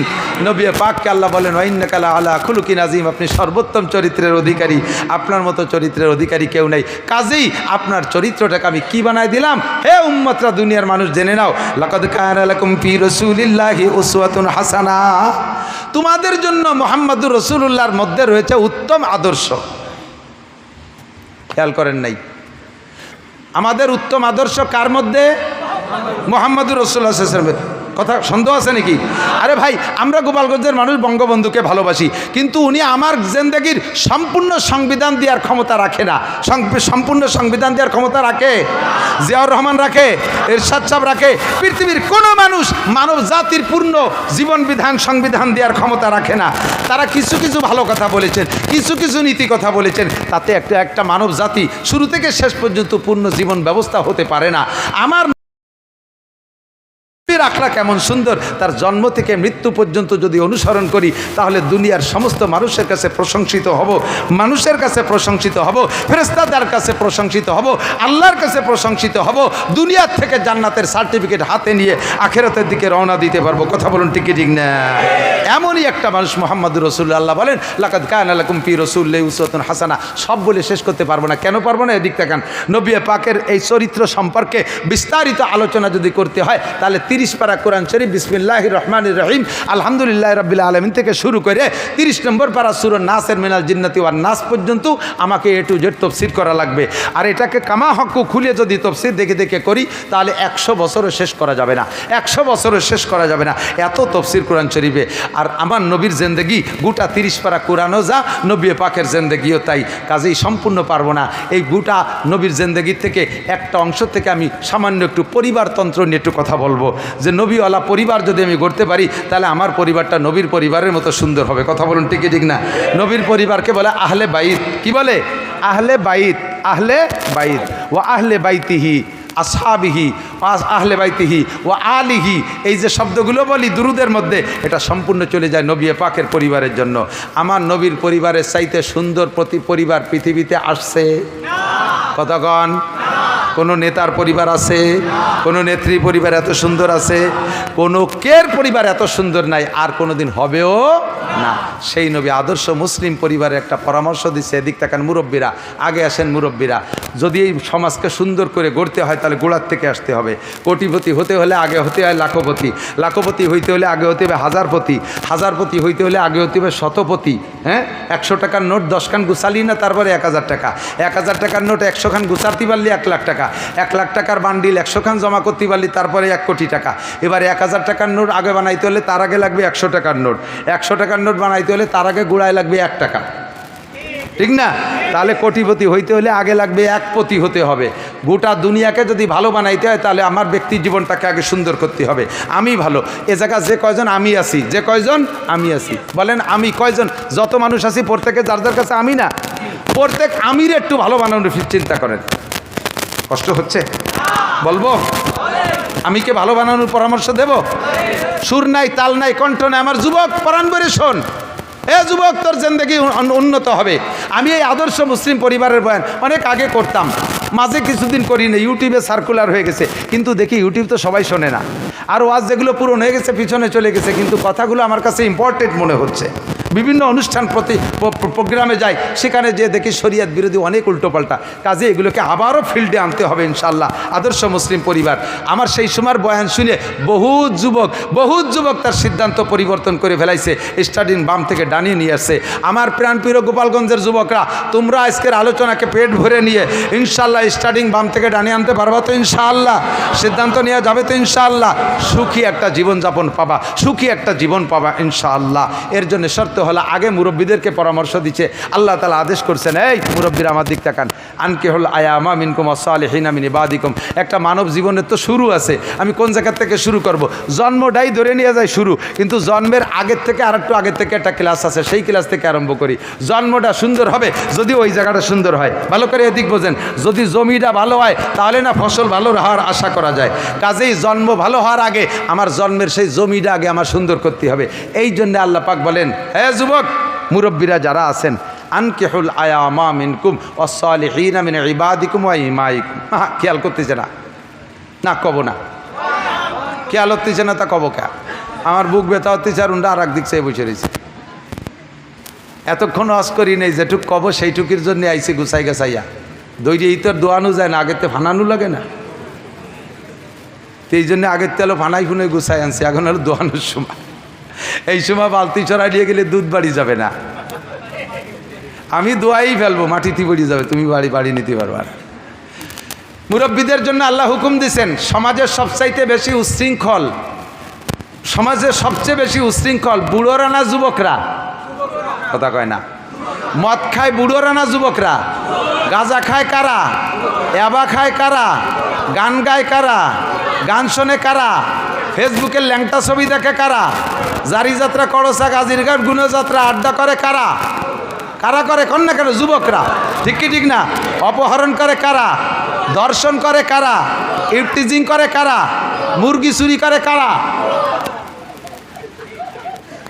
ধন্যবাদ, যুবকরা নিজেরাই সাক্ষী দিছে। এই বুড়ো কইছো, তোকে বাড়ি কোন বুড়ো করে ক, সেই বুড়োরে আগে ধরি। এবার এই যুবকদের উদ্দেশ্যে আল্লাহ পাক বলেন, মুরব্বীদেরকে অর্ডার দিচ্ছেন, এই মুরব্বীরা, আনকিহুল আয়ামা মিনকুম ওয়াসসালিহিনা মিন ইবাদিকুম ওয়া ইমাইকুম। তোমার পরিবারের যুবক, অ্যাডাল্ট, সাবালেক যত ছেলেরা আছে, যুবকরা আছে, এদেরকে বিয়ে দিয়ে দাও, এদেরকে বিয়ে দিয়ে দাও। যুবতী মেয়ে যারা আছে তাদেরকে বিয়ে দিয়ে দাও, যারা অ্যাডাল্ট হয়েছে, সাবালিকা হয়েছে, বিয়ে দিয়ে দাও। মেয়েরা কয় আমরাও তো চাইতেছি, বাপরা কয় যে আমরাও তো চাইতেছি যে বিয়েগুলো হয়ে যাক, কিন্তু মেয়েকে বিয়ে হয় হোক, কিন্তু এই 16, 18, 20 বছরের ছেলেকে বিয়ে দিতে করছেন, সে করিয়ে খাবে কি? কামাই নাই, রোজগার নাই, আরে একদিন ছিল আমাকে নিজেকে ক্ষমতা এক কায়দা ঠেলি ঠুলি গাছ জোর হলেও চাকরি নিয়েছেন, বৈষম্যর নাম কইয়ে তো আমাকে গেটি ধরে বাড়ি ফেটাই দিচ্ছে। এমন এইগুলোরে বিয়ে দিতে করছেন, চাচ্ছে ওটারও আমার খাওয়াতে বউ খাওয়াতে, আরে 8-9 মাস জাতি না জাতিতে টপাটপ প্রোডাকশন শুরু হয়ে যাবে না, শেষে সে এতগুলো ফালবো কি এরিয়া? এই হাসি হবে না, তা তালি হবে না, বুঝে নিতে হবে। ভাই, রুজির মালিক কে? আমাদের চাকরি ছুটোই দেশে, সারা বাংলাদেশ থেকে গোবালিরা যাই চাপ হয়ে যাচ্ছে, তাতে তো আমরা এই মাস দেড়েক না খেয়ে মরি যাচ্ছি। হ্যাঁ, চেহারা কি বাড়ি খারাপ হয়ে গেছে নাকি? স্বাস্থ্য খারাপ হয়ে গেছে? আমাদের তত্ত্বাবধায়ক সরকার, অন্তর্বর্তীকালীন সরকার আমাদেরকে খাওয়াবে না, বিগত সরকার আমাদেরকে খাওয়ায় নাই, যার দুনিয়ার মানুষ একটু অছিলা হতে পারে। খাওয়ায় কে? পড়ায় কে? বাঁচায় কে? ওমা মিন দাব্বাতিন ফিল আরদি ইল্লা আলাল্লাহি রিজকুহা। প্রত্যেকটা প্রাণীর রুজির জিম্মাদারি কার হাতে? আল্লাহ পাক তাই বলেন, বিয়ে দিয়ে দাও। চাকরি বাকরি আর এস্টাবলিশ হইয়া, স্বনির্ভর হইয়া তারপরে বিয়ে করবে, এই অপেক্ষা করো না। এই অপেক্ষা করতে করতে কবে সে ভালো চাকরি পাবে, কবে সে এস্টাবলিশ হবে, ততদিন পর্যন্ত যত আকাম কুকাম করবে, যত আকাম করবে, যৌবনের ধাক্কায় যুবকরা সমস্ত আকামের গুনাহ যে করবে সে তো মোটা অঙ্কে পাবেই পাবে। তার ফ্যামিলির মুরব্বীরা যারা তার বিয়ে ঠেয়ায় রাখছে, তারা এস্টাবলিশটা করে বিয়ে দেবে না বলে ধাক্কায় বাধায় রাখছে, অথচ ছেলেটা বিয়ে করতে চায়, ওই ছেলেটা যত অন্যায় করবে সম্পূর্ণ গুনাহ তার আব্বার আমলনামায় জমা হবে। কাজে তাহলে যে খাবে কি রে, তা করলেন না? আল্লাহ পাক নিজেই বলেন, আমি বলি না, ইয়াকুনু ফুকারা, যদি তুমি বিয়ে দিচ্ছ না যে ভয়ে, অভাবের ভয়ে, সেই ছেলেরা বা তুমি যদি অভাবী হও, ফকির হও, ফকিরের জমা ফুকারা, যদি তারা ফকির হয়, আল্লাহ নিজেই বলছেন বিয়ে দিয়ে দে, বিয়ে দিয়ে দে, তাড়াতাড়ি বিয়ে করায় দে। ইউগনিহিমুল্লাহু মিন ফাদলিহি, বিয়ের পরে আল্লাহ তাআলা তাদেরকে ধনী বানায়া দেবে। ওয়াদা কার? আল্লাহ মাসে একবার ওয়াদা খিলাফ করে? বছরে একবার ওয়াদা খিলাফ করে? কোনোদিন ওয়াদা খিলাফ করে? আমার আল্লাহ কইলেও ধনী বাড়ায় দেবে, তুমি কোন চিন্তায়? কয় তালি হ্যাঁ ঠিক আছে বিয়ে দেব, আল্লাহ দেয় কি না দেয়, এই জন্যই বিয়ে দেওয়ার সময় ছেলের শ্বশুরির কাছ থেকে 2 লাখ টাকা কন্ট্রাক্ট নিয়ে নেই। যৌতুকের হিসাব। আস্তাগফিরুল্লাহ, কন্যা আস্তাগফিরুল্লাহ। এ যুবক, বিয়ে সংক্রান্ত আসতি দাও, কথা বলো। তাহলে বিয়ে করার জন্য হুকুম করছেন কে? আল্লাহ। বিয়ে দিয়ে দাও। এবার বিয়ে সংক্রান্ত কথা, বিয়ে করবা কোন জায়গা? নবী পাক সাল্লাল্লাহু আলাইহি সাল্লাম বলেন, মেয়ে দেখে বিয়ে করো, মেয়ে দেখে বিয়ে করো। দেখবে কে? আমাদের সমাজে প্রথা আছে, মা আর বাপ দুইজনরে ফাটাই দেয়। উন্ডা দেখি আমারে কাউ সাওয়াইনে দিলিও আমার কোনো কথা নেই। আগে তো মা বাপের প্রতি আস্থা ভালো আছে বলে কাউ সাইনে দিলিও কোনো অভিযোগ নাই। যখন আইনিয়ে দেশে বাড়ি 2 দিন পরে তারপরে দেখা যায় চোখ টেরা, নাক ফেটা, কালা, চেহারা ভালো না। সেদিন মেকআপ করে আনছিল, ওই পার্লারেতে সাজাই নিয়ে দেশে রং উঠে গেছে বোর। এই কয়ে যে তারপরে জ্ঞানের শুরু করবা। এই জন্যে আল্লাহর হুকুম, নবীর হুকুম, বিয়ে করার জন্যে বাপরে দে মেয়ে দেখাবি না। বিয়ে করার জন্যে মা দেখলে দেখতে পারে মহিলা মানুষ, তো বাপরে দে বিয়ে দেখাবি, মেয়ে দেখাবি না, আর কেউ রেদে দেখাবি না। তোর বিয়ের মেয়েটা তুই চোখ দিয়ে দেখে নিবি। বিয়ের আগে ছেলেকে বিয়ে মেয়ে দেখা সুন্নাত। হুজুর অর্ডার করেছেন, হে মক্কা থেকে যারা মদিনা হিজরত করে আসো, তোমরা আনসারি মেয়েদেরকে বিয়ে করতে যাচ্ছ, আনসারি মেয়েদেরকে দেখে নিও, ওদের কিন্তু চোখ একটু গোলা হয়, তাদের চোখ একটু গুলা হয়। তোমরা মক্কিরা চোখ কালা, আর এরা চোখ গুলা, শেষে তোমাদের জ্ঞানজাম হবে। একটু দেখে শুনে নিয়ে নিও। এর জন্য দেখার অনুমতি আছে। দেখবে ছেলে পাঠাই দিয়েছে দুলোবাইরে, দুলোবাই দেখিয়ে সঙ্গে। দুলোবাই তোমার জন্য মাইয়ে দেখতে যাইয়ে চয়েস করে ফেলাইছে। মাইয়ে তো হ্যান্ডসাম, একেবারে প্রিয়াঙ্কা চোপড়া। আর দুলোবাই বানাইছে তুমি ওইটারে যেই বুন্ডা দিয়ে, সেই বুন্ডা তো ইন্টারন্যাশনাল হাফসি, ধুমসা কালা, দাইপু কালা। তো তোমার জন্য বউটা দেখে চয়েস করে আইসে। আইসে কয় তোমার যা কর দরকার কইয়া, কয় দেরি করিস না, নিয়ে আয়। তোমারে বিয়ে দিয়ে আনার পরে এরপরের থেকে তোমারে বিদেশে পাঠানোর জন্য তোমার দুলোভাই খুব ব্যস্ত হয়ে গেছে। টাকা নাই, পয়সা নেই, জমি 1 বিঘে বেচিয়ে দুলোভাই শালারে, শালার বেটা শালা সহ পাঠাই দিয়েছে বিদেশে। তোমারে পাঠাই দিয়ে এরপরে স্টার্টিং ঘুরোই দিছে। তোমার বুন্ডার কপাল পোড়াবে তোমার দুলোভাই কিছুদিন পরে তোমারে বিদেশে পাঠাই দিয়া। এই জন্যে শরীয়তের বিধান, জীবনেও কোনোদিন দুলোবাইরে বউ দেখতে দিবি না। ভালো হোক আর মন্দ হোক, দুলোবাইরে বউ দেখতে দিবে না। দুলোবাইয়ের বউ দেখা হারাম, তোমার বউকে তোমার দুলোবাই দেখা হারাম, আগেও দেখা হারাম, পরেও দেখা হারাম। কিন্তু আমাদের পূর্বে দেখেছি, ইদানিং আল্লাহর রহমত আমাদের বয়ান শুনতে শুনতে পরিবর্তন হয়ে আসছে। বিয়ে করে আনার পরে স্বামী স্ত্রী দুইজনে একসাথে দুধ ভাত খাবে, এইটা সুন্নাত। উনি বউডারে বাড়ি নামায় তোয়ার পরে ওনার গেটি ধরে খেদাই দিচ্ছে, উনি মাইদুর রাস্তা দিয়ে মুখুচরে ঘুরে বেড়াচ্ছে, আর ওর বউরে দিয়ে আর ওর দুলোবাইরে দিয়ে মালা দিয়ে ফেঁসাই দিচ্ছে, দুধ ভাত তোরা দুইজন খা। একটা কুপ্রথা সমাজে ছিল কি ছিল না? এটা সম্পূর্ণ পরিহার করতে হবে। এগুলো বাদ, এগুলো চলবে না। মেয়ে দেখবেন, কেমন মেয়ে দেখবেন? এ যুবক ভালো করে মনে রাখো, দলা একটা দেখলি লাফাই পড়ো না। বংশীয় মেয়ে খোঁজো, শিক্ষিতা মেয়ে খোঁজো। তুনকাহুল মারাতুল আরবা, মেয়েদেরকে বিয়ে করা হয় 4টি গুণ দেখে। লি জামালিহা, 1 নম্বরে রূপ দেখে। 2 নম্বরে লি হাসাবিহা, ভালো বংশ দেখে। 3 নম্বরে লি মালিহা, শ্বশুরের কিছু মাল থাকলে তাও মানুষ একটু টার্গেটে রাখে। 4 নম্বরে লি দিনইহা, দিনদার দেখে বিয়ে করে। হুজুরাই বললেন 4টে গুণই পছন্দের, 4টা থাকলে তো সবচাইতে সোনাই সোহাগা। যদি 4টা না থাকে তাহলে কমপক্ষে রূপ হলে ভালো, না হলে দোষ নাই। বংশ হলে ভালো, না হলে দোষ নাই। ধনী হলে ভালো, না হলে দোষ নাই। তবে ফাজ পারবি জাতির দিন, দেখ মেয়েটা নামাজ পড়ে কিনা, মেয়েটা কোরআন পড়তে পারে কিনা, মেয়েটা পর্দা করে কিনা, মেয়েটি বোরকা পরে কিনা, মেয়েটি কি দুলোবাইয়ের বাড়ি বেড়াতে যায় কিনা, মামা বাড়ি যে কয়দিন বেড়ায়, খালু বাড়ি যে কয়দিন বেড়ায়, তাওই বাড়ি যে কয়দিন বেড়ায়। এই পাড়া বেড়ায় নিয়ে মহিলা, পাড়া বেড়ায় নিয়ে মুরগি কিনিস না, তাহলে ও বাড়ি ডিম পারে না। কতক্ষণ না কে ধুম সারা গচ্ছে বিটিরা।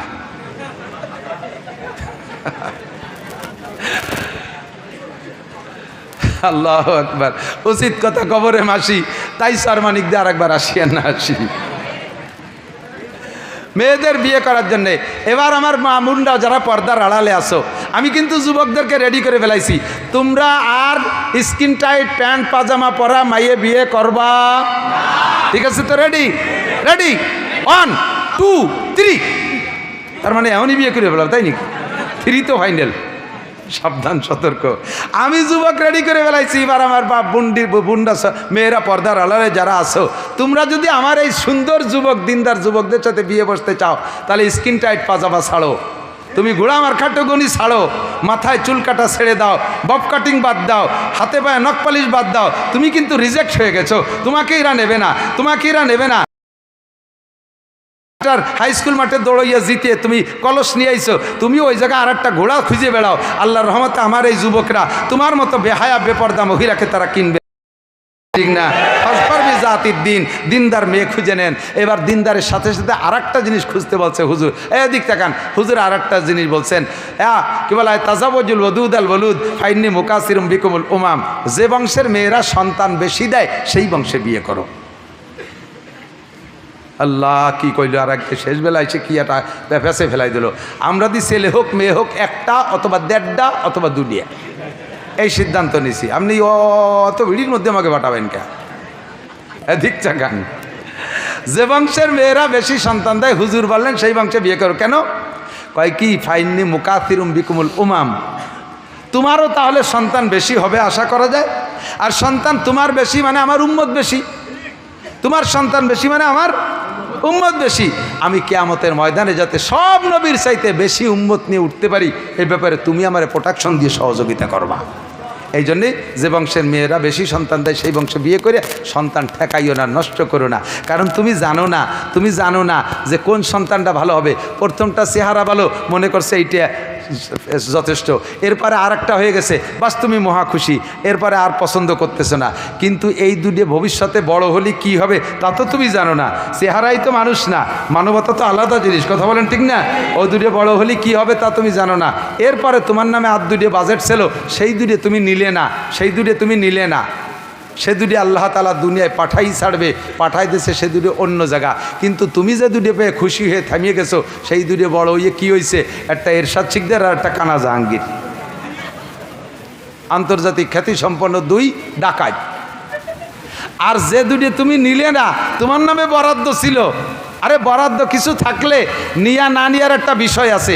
আমাদের এই রোড বরাদ্দ আছে, মাল সব রেডি হয়ে গেছে, কিন্তু যখন কন্ট্রাক্টর আসছে স্থানীয় যুবকরা কয় চাঁদা দিতে হবে 2 লাখ।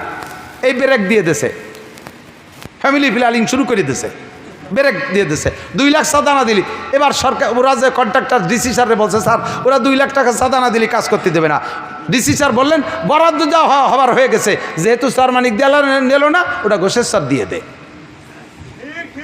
তুমি না নিলে আর এক জায়গা চলে যাবে, বরাদ্দ হয়ে গেছে। সন্তান 4টে তোমার বাড়ি বরাদ্দ ছিল, তুমি 2টি নিয়ে ব্রেক করে ফেলাইছো, 2 লাখ টাকা চাঁদা চাইছো। আল্লাহ কয় হবে না, চাঁদা দিয়ে দিই, ওই বাকি 2টি দিয়ে দে, একটা সরমুনাই দে, একটা গোভেরডাঙ্গা দে, একটার নাম শামসুল হক ফরিদপুর, একটার নাম ফজলুল করিম সরমুনার পেশাব। ওই 2টি তোমার নামে বরাদ্দ ছিল। যে 2টি গোষ্ঠীরে ভালো বানাবে তাই নিলে না, আর যে 2টি দেশে পাইন মেরি ছাড়িয়ে দিয়েছে সেই 2টি নিয়ে তুমি খুশি থাকছো। কাজেই ঠেহাস নে, যে কটা আল্লাহ দেয় অতি দে। খাতি দেবো কোন যায়? সরকারি কানুনের, আরে সরকার আমার কি ছাতা দেয়? সরকার নিজেই তো এখন দেশে নাই, আমরা খাচ্ছি না, কথা বলেন ঠিক না? সরকার নাই আমরা খাচ্ছি না, তাহলে সরকারের হুকুমে আমি ছেলে মেয়ে কেন কম নেব? আমি আমার বাপের 8 নম্বর সন্তান। তোমার দুনিয়ার সরকারের সিদ্ধান্ত যদি আমার আব্বা আমল করতো, তাহলে আমি নাসির কোথায় থাকতাম? আজকে সারা দুনিয়া ভরে ওয়াজ করে বেড়াচ্ছি, দেশের মানুষ আমার দ্বারা উপকৃত আছে। তাহলে তোমার কথা মানলি বার আমার আব্বা যদি সেই কথার পর আমল করতো, তাহলে আমার মতো নাসির দেশের মানুষ পাতো কোন জায়গায়? তুমি সরকারও আসবো, তোমার বাপের 8 নম্বর সন্তান, তুমিও তো তোমার বাপের 6 নম্বর সন্তান। তোমার বাপ যদি ওই সিদ্ধান্ত নিত, তোমার মতো সোনাচান পিতেলে গুগু কোন গাঙ্গের মধ্যে আমরা জাল খেয়ে তালাশ করে বের করে আনতাম। কাজেই আমরা সরকারের সিদ্ধান্ত মানতে রাজি না। সন্তানের ব্যাপারে কার সিদ্ধান্ত? তাজাওয়াজুল ওদুদ আল বলুদ ফাইন্নি মুকাসিরুম। আমি 7টা সন্তানের বাপ, আমি 5টা ছেলে 2টা মেয়ের বাপ। আলহামদুলিল্লাহ আমার 5টা ছেলে মেয়ে হাফেজ হয়ে গেছে, আলেম হচ্ছে, মৌলানা হয়ে যাবে। আর 1 বছর পর থেকে পরপর একের পর এক মৌলানা হয়ে বের হয়ে আসবে। 5 ছেলে মেয়ে, 4 ছেলের আমি উমরা করাইছি, মেয়েটা উমরা করবে ইনশাল্লাহ, হাফেজ হয়ে গেছে রমজানের পরে। আমার কোনো কিছুর অভাব রাখে নাই, সন্তান আল্লাহ দিচ্ছে, তাদের রুজিও আল্লাহ দিচ্ছে। আসমান থেকে রিজিক আসে, আসমান থেকে খুদার গজব আসে। কাজে আমি আসমানি রিজিকের ভরসা করি, আসমানি রিজিকে বিশ্বাস করি। আমি সন্তান কম নিতে রাজি না। আল্লাহ তাআলা আমাকে নেক সন্তান দান করুক, বলেন আমিন। আল্লাহু আকবার। এরপরে এদিক তাকান, যুবক, বিবাহের আগে একটা কন্ট্রাক্ট কমপ্লিট করে নেবা, সেটা হলো কত টাকা দেবে, মোটরসাইকেল দেবে কি দেবে না শুনিয়ে নেবা ভালো করে। শ্বশুরবাড়ি চাপ দিয়ে কন্ট্যাক্ট করে যৌতুকের মোটরসাইকেল রাস্তায় চলবে না, খালের মধ্যে দিয়ে চলবে। ট্রাকের ফাঁসার তল দিয়ে ঢুকে ওই দিক দিয়ে নাক দিয়ে বারো চলে যাবি, গাড়ি চলে যাবে, তুই ফতে থাই যাবি। যারা যৌতুকের মোটরসাইকেল, শ্বশুর শাশুড়িরে প্রেসার দিয়ে মোটরসাইকেল আনছো, কালকে সকালবেলা শ্বশুররে আব্বা কবা তসবি গুনে 100 বার, পায়ে ধরে মাপসাইয়ে ফেরত দেবা, চাবিটা দিয়ে দেবা, নীতি না চালিয়ে ফেরত দেবা। তবে শ্বশুর খুশি হয়ে যদি বিমানও কিনে দেয় তোমার চাওয়া ছাড়া, তা তোমার জন্য জায়েজ, সমস্যা নেই। শ্বশুর বিমানও কিনে দেয় যদি খুশিতে, হ্যাঁ আমার পছন্দের জামাই, তার বিমান কিনে দেবো, হ্যাঁ জায়েজ আছে, কিন্তু চাইয়ে একটা সুইও নিতে পারবে না, একটা সুতোও নিতে পারবে না। আর তুমি এই খয়রাত কেন করতে যাবা? খয়রাত করতে জায়গা পাও না? মডেল মসজিদের ওখানে থাল নিয়ে বসে থাক, আমরা যাতায়াতের পথে 2-4 টাকা দিয়ে যাব। তুই বিয়ে করে শ্বশুর বাড়ি কেন খয়রাত হয়নি? মোটর সাইকেল দিতে হবে, আন কিনে দিতে হবে। আবালের বেটা আবাল, না গালিয়ে পারলাম না। এদিক যৌতুকের মাল সব হারাম, শুয়োরের গু খাওয়া যেমন হারাম, এর চেয়ে নিচে এর ভাষা নাই। শুকরের পায়খানা খাওয়া যেমন হারাম, নিজে পায়খানা করে যে খাওয়া যেমন হারাম, যৌতুকের টাকা সেরকম হারাম। যে লোক যৌতুক খাবি কপাল তার পড়বে, যে কপাল তার পড়বে, বহু আছে কপাল পড়ার পথ, সেগুলো সেদিন বুঝবি। কাজেই যৌতুক হবে না। এবার কয় যৌতুক হবে নাই যখন, এত শক্ত কথা হুজুর বল, এ কথা হবে না। যৌতুক যখন খাওয়াই যাবে না, তাহলে একেবারে তো ছাড়িয়ে দিয়ে যায় না। এবার ছেলের বাপ কয়, নাসির হুজুর যেভাবে দেশের মানুষটা হাইট দিয়ে কইল, যৌতুক যখন নিয়েই যাবে না, তাহলে শোনো কয়জন খাওয়াই দেবে লোক? মেয়ের বাপরে ধরছে, কত লোক খাওয়াবা? যৌতুক তো নিলামই নেয়া, কত লোক খাওয়াবা? কে তোমার খাওয়াবে? কে খাইয়ে থাও না কোনো জায়গায়? সুসোর দল, এ বাড়ি খাতে যাবি কীর্তি, তুমি এবারে কামাই রীতি হয়েছো? ওবিটা মাইয়ে জন্ম দিয়ে অন্যায় করছে, সে 16-18 বছর পর্যন্ত মেয়েটারে লালন পালন করে, লক্ষ লক্ষ টাকা দিয়ে লালন পালন করে মেয়েটারে কলিজা ছিঁড়ে যাচ্ছে তোমার বাড়ি যেদিন বিদায় দেয়, সে শোকাক্রান্ত মেয়ের বিদায়তে, তারপরে আবার তার কাছ থেকে তুমি এভাবে লুটে বুটে খাইয়ে আসবা, বাপের বসে খাইয়ে থাও না কোনো দিন। এদিক বিয়ে সংক্রান্ত মেয়ের বাড়ি কোনো খানা হবে না, বিয়ে সংক্রান্ত খানা সব ছেলের বাড়ি, বিয়ে সংক্রান্ত খানা সব ছেলের বাড়ি। বরযাত্রী কন্ট্যাক্ট করে যাওয়া হারাম, বরযাত্রী কন্ট্যাক্ট করে যাওয়া হারাম। যদি মেয়ের বাপ স্বেচ্ছায় বলে বিয়েই আমি কার কাছে মেয়েটা দিচ্ছি, আমার একটা আত্মতৃপ্তি আছে, আপনি চেয়ারম্যান সাহেবকে, মৌলানা সাহেবকে, হাফেজ সেকেন্দার সাহেবকে একটু নিয়ে আসবেন, স্থানীয় 2-5 জন মুরব্বী নিয়ে এসেন, কমপক্ষে 10টা লোক নিয়ে এসেন, অথবা 20 জন মানুষ নিয়ে এসেন, আমি তাদের হাতে আমার মেয়েটাকে একটু গছিয়ে দেবো, আমার একটা আত্মতৃপ্তি থাকবে। এইভাবে যদি তিনি বলে, আর সাথে বলেও দেয় যে আমার বাড়ি কিন্তু একক তো খাইতে হবে, ওনাদের মেহমানদারি, তাহলে 20 জন নিয়ে যাবেন, তাহলে খাইবেন। নইলে যদি খাওয়ার দাওয়াত না দিয়ে মুখস্থ খালি কয় 20 জন নিয়ে আসবেন, তাহলে 20 জন নিয়ে যাবেন ঠিক, কিন্তু এই 20 জন ও বাড়ি খাবে না। আপনারা কয় বাবিটা খেজুর কিনে নিয়ে যাবেন, মসজিদের মধ্যে বিয়ে হবে, খেজুর ছিটাই দেবেন, উন্ডা কুড়োই বুড়োই খাইয়ে পথে এক কলের তেটু পানি খেয়ে বাড়ি চলে আসবে, ও বাড়ির কলের পানিও খাতে পারবেন না। শরিয়াত কোথায় চলে গেছে, কোথায় চলে গেছে? তুকো যাওয়া সুন্নতে আহমদ কো যা, তুকো যাওয়া সুন্নতে আহমদ কো যা, বা मोहम्मद का बुवाद निस्बत तुरा। ए मुसलमान कल्ब में सूज नहीं, रूह में एहसास नहीं, कुछ भी पैगाम मोहम्मद का तुझे पास नहीं। বিয়ে উপলক্ষে খরচ হবে ছেলের বাড়ি, বিয়ে করে আই না নিয়ামতের শুকর আদায় করবো। আল্লাহ, আমার কত বন্ধু ওয়াকালে মারা গেছে, তারা বোর মুখ চোখে দেখে নাই, স্ত্রী এত মজাদার, এইটা তারা পায় নাই, আমাকে তুমি নিয়ামত নসিব করেছো। বউটাকে আইনে ঘরে বসে, এই এদিক তাকান, বউটারে এনে ঘরে রাইখা সর্বপ্রথম বাসর রাত্রে সুন্নত শুনিয়ে নাও যুবকরা, যারা বিয়ে করো নাই তারা, আর যারা বিয়ে করছেন তারা তো মিস করছেন, তারা আজকে রাত্রে যে দরকারে আমল করেন, দেখি আল্লাহ মাইনে নিলে নিতে পারে।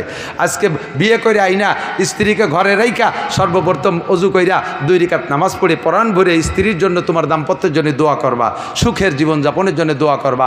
এরপরে স্ত্রীর কাছে যে সর্বপ্রথম তার কপালের এক গোছা চুল ডান হাত দিয়ে ধরে সূরা আলাম নাশরাহ লাক এবং আয়াতুল কুরসি পড়ে স্ত্রীর কপালে ফু দিবা।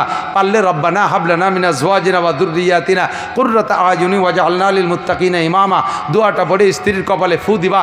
ইনশাআল্লাহ ওই দিন থেকে নিয়ে মৃত্যু পর্যন্ত স্বামী স্ত্রী গ্যাঞ্জাম হবে না, দ্বিমত হবে না, মোহাব্বতের মধ্যে কম হবে না, ভালোবাসা একটুও কমবে না। এই সুন্নতটার পর আমল করবা। এরপরে স্ত্রীর সাথে দাম্পত্য জীবনযাপন তুমি করতে থাকবা, কোনো সমস্যা নাই। আর আল্লাহ, স্ত্রীর সাথে কখনো তুই করে কথা বলা যাবে না। স্ত্রীকে তুমি শব্দে বলবেন।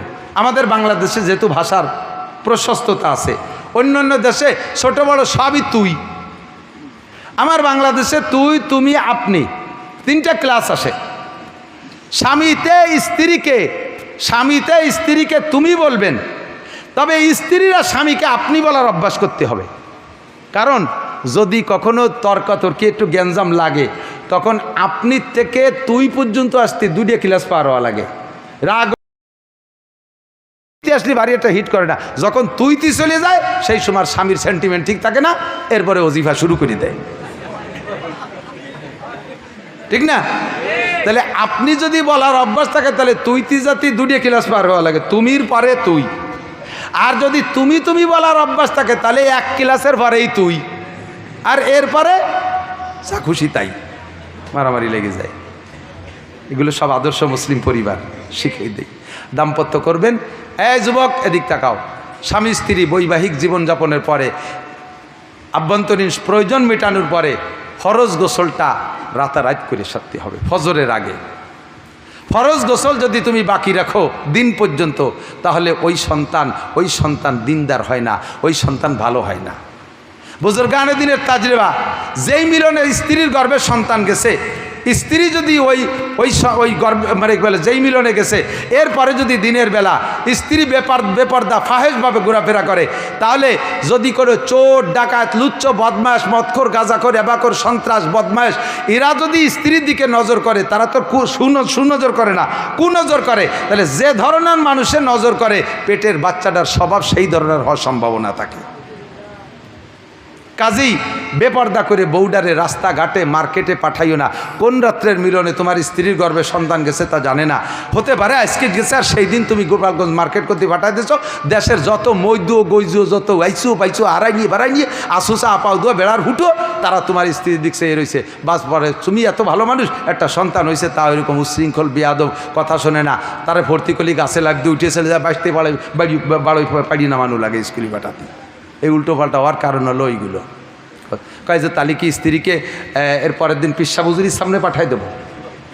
পিসা হুজুরির সামনে পাঠালে তো হুজুর দেখবে না, তা তুমি পাঠায় লাভ কি? কাজেই 100